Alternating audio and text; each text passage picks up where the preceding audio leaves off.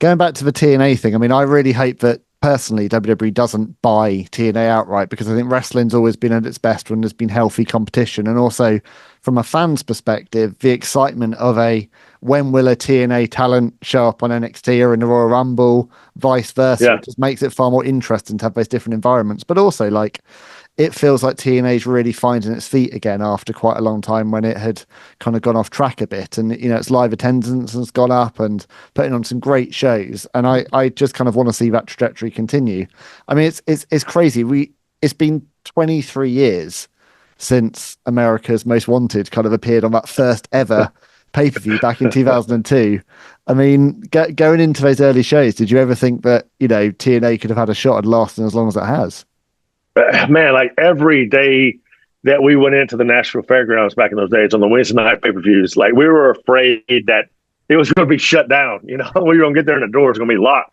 And, like to Jeff Jarrett's credit, like he did everything he could to keep it going. Like he was in there painting it himself, like him and his grandmother and family was in there, fixing all this stuff. And, he definitely put it on his back and did what he could to keep it alive. And, every single week, the internet be like, oh, they're only going to last this and this. And, here we are still, TNA still kicking along, and like I said, it's really good. And it just shows, especially the people behind the scenes, that have been doing a job to get TNA back on track. Yeah, absolutely. And I think, everyone wants it to succeed. I think, it's everyone really respects the fact that this, it's like the little promotion that could has lasted over Yeah. 2 decades now. And it's incredible. And I'm loving seeing its journey now. But kind of going back to AMW, you and Chris Harris, I mean, that was over 4 years that you were together before kind of good friends turned bitter enemies in TNA. But there were quite a few times where it seemed like that team would implode before it actually did. What I'm assuming the plan wasn't originally that you would be paired up as a tag team for quite as long as you were, or was it? No, I think that they really just needed a tag team for the second show down in Huntsville, Alabama. And they were like, hey, how about we just throw these guys in there, and Bill, and it was, Bill Behrens, he was just like, we have these two guys from Nashville, and Bill knew who we were and stuff. And they just threw us in there. And I don't know, just something connected. And me and Chris have worked together a lot before, the AMW days. And so they just put us in there and was like, all right, let's make this work. And I always get asked this a lot. It's like, who do you think is better, Beer Money or AMW?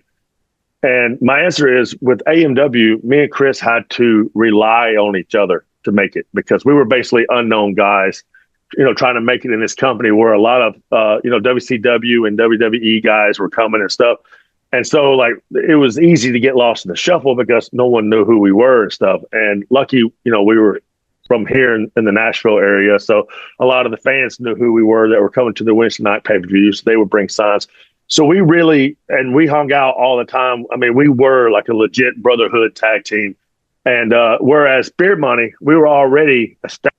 We can go out there and just be more relaxed and, act as crazy as we wanted to. And it winded up getting over. No, it really did. But I was going to ask you about AMW. I mean, you've had a few TNA returns over the years, and one of those was reuniting with Chris for the 1000th episode of Impact. I mean, that must have been a pretty incredible feeling to kind of see how far TNA had come since your debut all those years earlier and be part of that historic night. Yeah, especially, being up in New York and, just being able to tag with him again at TNA was, it was really cool. And I just remember being on the outside and, just watching him do his, flying clothesline and stuff. And it brought back a lot of memories that night for sure.